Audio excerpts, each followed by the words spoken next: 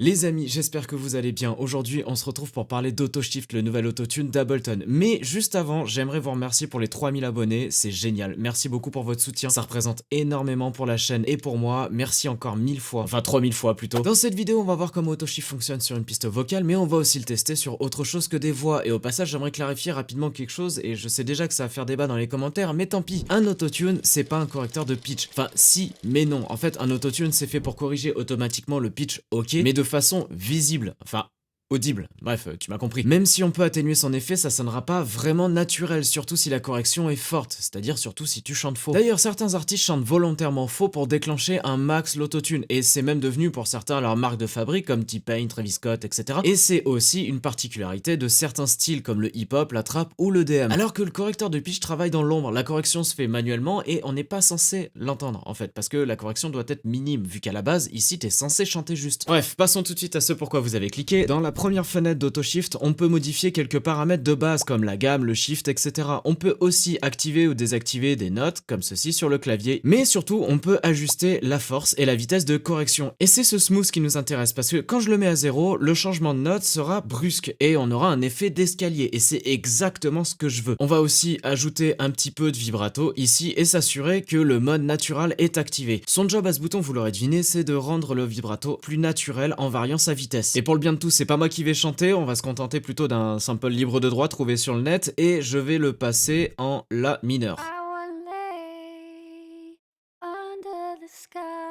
On peut aussi s'amuser avec le formant comme ça.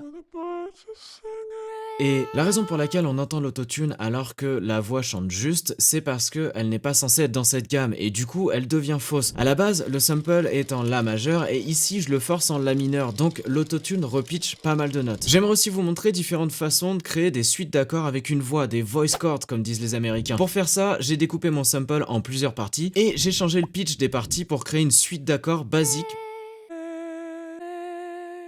Puis je duplique la piste, je descends le shift de 2 degrés pour avoir une tierce, puis je duplique encore une fois et cette fois-ci je descends le shift de 4 degrés pour avoir une quinte parfaite. Et voilà une suite d'accords avec une voix. Et si besoin, on peut transposer très précisément la voix avec le réglage fine pour que ça sonne un petit peu plus juste. Une autre façon peut-être plus rapide de faire quelque chose de similaire, c'est d'utiliser le MIDI in qu'on retrouve sur la plupart des autotunes et qui permet de contrôler la correction directement avec un signal MIDI. On choisit la piste qui va envoyer notre signal MIDI dans l'autotune ici. On peut prendre une piste avec une suite d'accords déjà enregistrée si on veut, soit une vide qu'on arme pour jouer avec un contrôleur MIDI.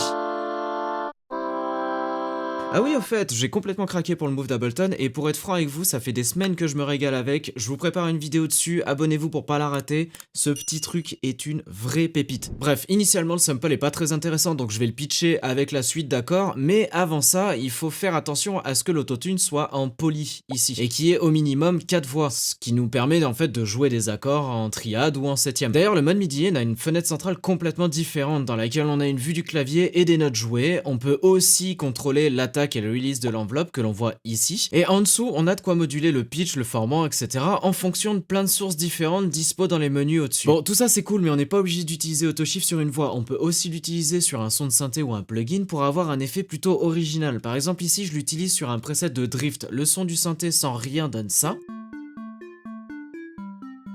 Et avec AutoShift, le son est tout de suite moins droit, il y a aussi plus de dynamique et de dimension, et si j'ajoute un petit peu de vibrato, on va avoir un petit effet lo-fi bien sympa. AutoShift embarque aussi un LFO, j'en ai mis pour jouer légèrement avec le pad, mais on peut aussi moduler le formant, le volume ou le pitch. Évidemment, on peut changer la forme d'onde, la vitesse, sa synchro en fréquence ou sur le tempo, bref, tout ce qu'un LFO a à offrir. J'espère que cette vidéo vous a plu, moi j'ai kiffé, on se retrouve très vite, tchuss!